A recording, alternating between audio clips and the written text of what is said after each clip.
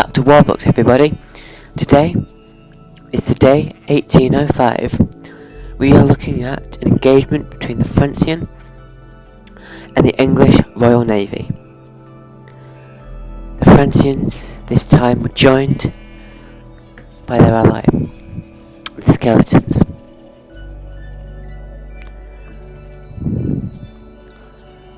The Skeletons of England, of Spaniarshire. This battle would make one of England's most famous naval heroes infamous in Francia, and a hero forevermore in England.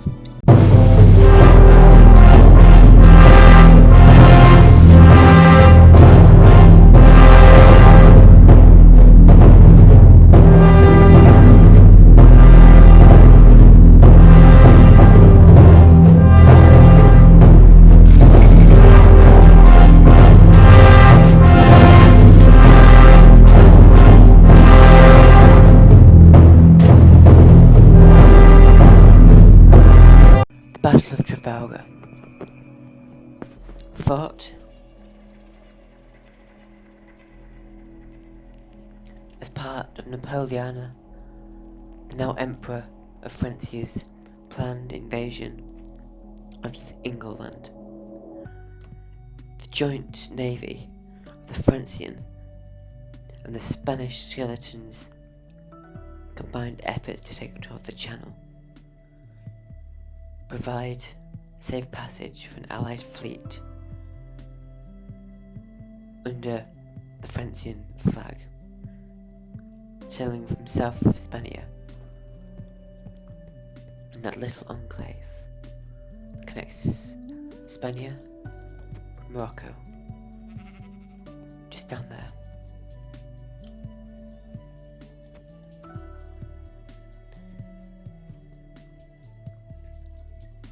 A huge battle ensued.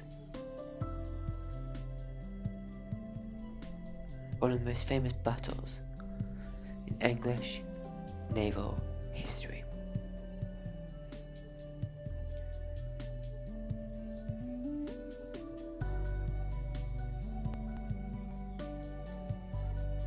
At the time, the usual tactic for engaging in sea battle, but you would approach the enemy in a single line.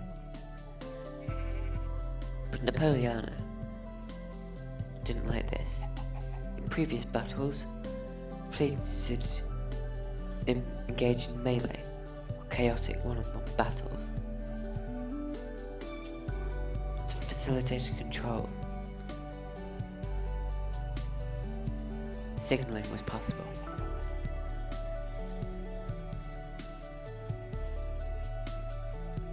Lines either disengaged or unbroken formation,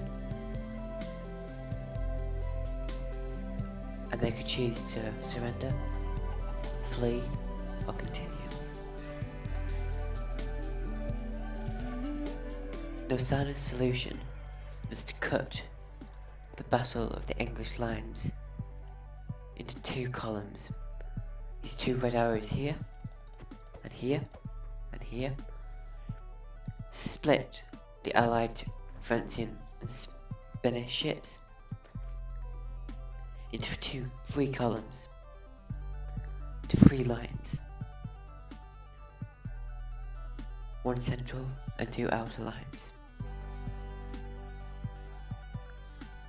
Then the battle got started.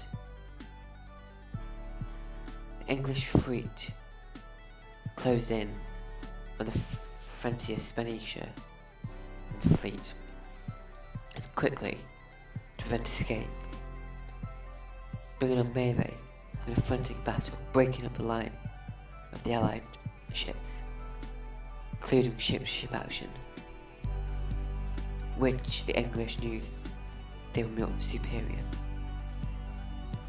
They had better guns, better morale, and more advantages. Then they would concentrate on the rear. They would have to turn back. The front ships would have to turn back to give support, leading to a main head-on attack. The plan, drawn up by Nelsana and his top advisors, was a success. Aboard the Victory, Nelsana's flagship, the battle was brutal and hard.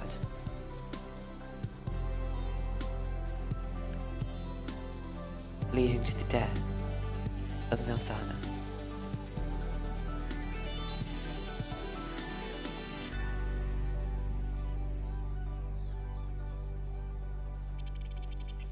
His body was laid to rest as an immortal hero.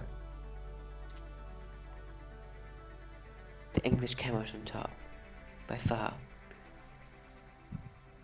having just over 400 of their soldiers killed, as opposed to the 4,000 Allied forces killed, or just over 1,000 wounded, as opposed to 2,000 killed, 7,000 to 8,000 captured, 17 ships captured, and 1 destroyed.